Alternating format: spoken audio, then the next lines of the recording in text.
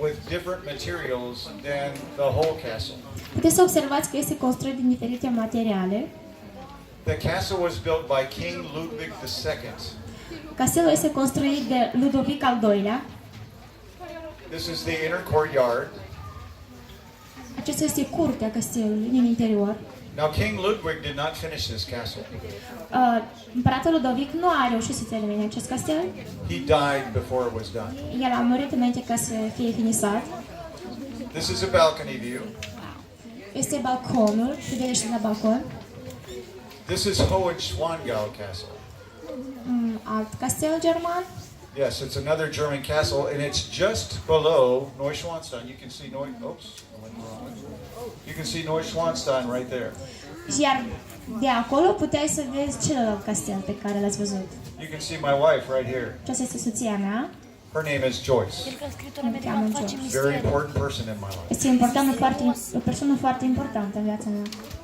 This is the Polat Gorge. Este o cascadă. This is also in my story. Este la fel în istoria mea, în carte.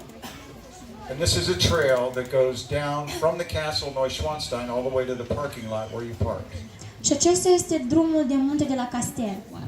It's hard to see, but there are 3 people right here walking down the trail.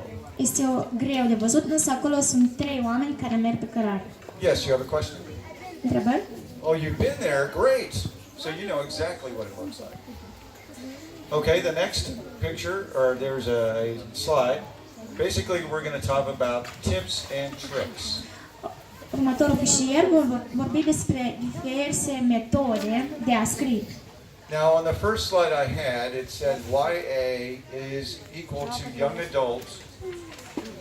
În ceea ce urmează, următorul punct se referă la specificul adolescenților care se focusează. Which is considered from 14 to about 18.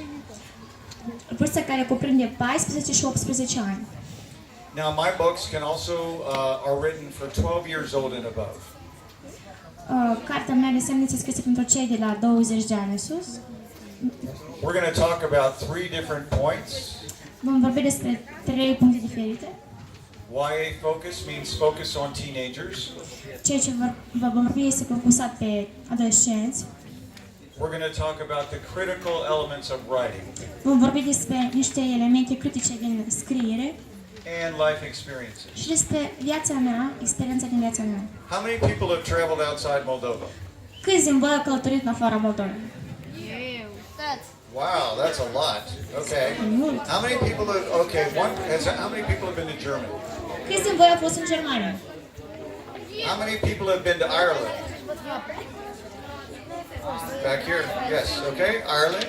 How many people have been to the United States? Câți din voi au fost în Statele Unite?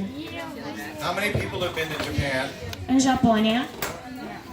Okay, so I'm going to, I'll tell you a few of my books. My first 2 books take place in Germany. Deci vreau să vă spun, primele 2 cărți au loc în Germania. My third book takes place in Austria. A treia carte are loc în Austria. That's correct, in Salzburg. And my 4th book takes place in Okinawa, Japan. Și a patra carte are loc în Japonia. Okay, so one thing that I found out is that the best thing you can do when you're writing is to write what you know. Unul din lucrurile pe care l-am aflat este că cel mai bun lucru pe care îl poți face în scriere este să scrii ceea ce știi. So the more experiences you have, the more you have to write about it. Deci, cu cât mai multă experiență ai, cu atât mai mult vei avea de spus în scrierile tale. Is reading a text about Germany the same as going to Germany? Este despre a scrie un text din Germania. You have to go. Yeah. Dacă vrei să scrii un text despre Germania, trebuie să pleci acolo. If you see a picture of Germany, is it the same as being in Germany? Dacă vezi o imagine în Germania, este la fel cum a fi în Germania? If you talk to a person in German, is that different than reading about it? A vorbi cu o persoană din Germania este diferit ca a citi despre asta. So it's important to have experiences in Deci life. este important să aveți experiență în viața voastră. Okay, so we're going to talk about YA focus. Remember, that's teenager focus. Deci vom vorbi despre elementele esențiale care se focusează pe adolescenți. Caracteristica adolescenților. The hero or heroine should be around 15 to 19. Eroina ar trebui să aibă 15-19 ani. There are some exceptions to that. Sunt unele excepții. My books are one of those sets of books that have an exception. În cartea mea sunt unele excepții acestea. The point of view is from the first person. Scrierea este redată, adică punctul de vedere de la persoana întâi. All right, there's three points of view from the person standpoint. The first person, second person, third person. Deci sunt trei puncte de vedere, la prima persoană, a doua persoană și a treia persoană. For those of you who know writing well, you know first person is from your own, the main character's perspectives. They see things, and you read that they see them. For instance, go ahead. Pentru cei care știți, prima persoană este persoana autorului care își expune părerea lui. So, if for instance, my characters Gabe and Alex, if I wanted to write my book, I would say Gabe ran down the road. Deci, dacă aș putea să spun despre din prima persoană, pot să spun că Gabriela a alergat lângă râu. If I wanted to write it in second person, I would say you watched Gabe run down the road. Dacă aș putea să spun în a doua persoană, pot să spun că tu l-ai văzut pe Gabriela cum fugea lângă râu. If I wanted to write in third person, I would say he ran down the road. Dacă aș scrie din a treia persoană, este că el a fugit pe lângă râu. To make it the most interesting, you write in first person for teenagers. Ca să fie mai interesant, trebuie să scrieți din persoana întâi.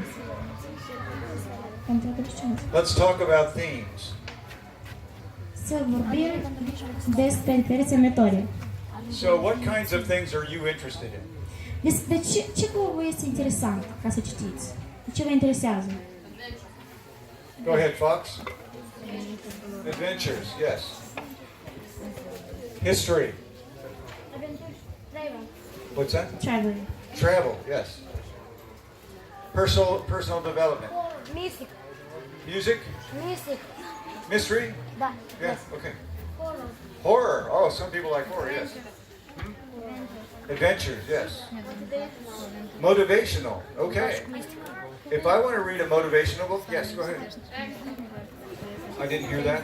Could you say that? Action, yes, action, yes. Action and drama. Do you think a teenager might be interested in a romantic book? Credeți că adolescenților le plăcea romantica? Do you know?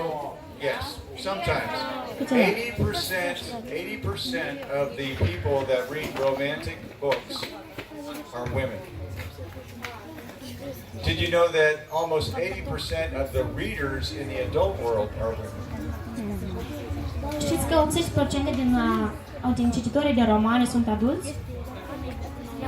So, boys, we have a lot of catching up to do. Băieți, avem multe de prins. There's something also important. You heard the book about adventures and action.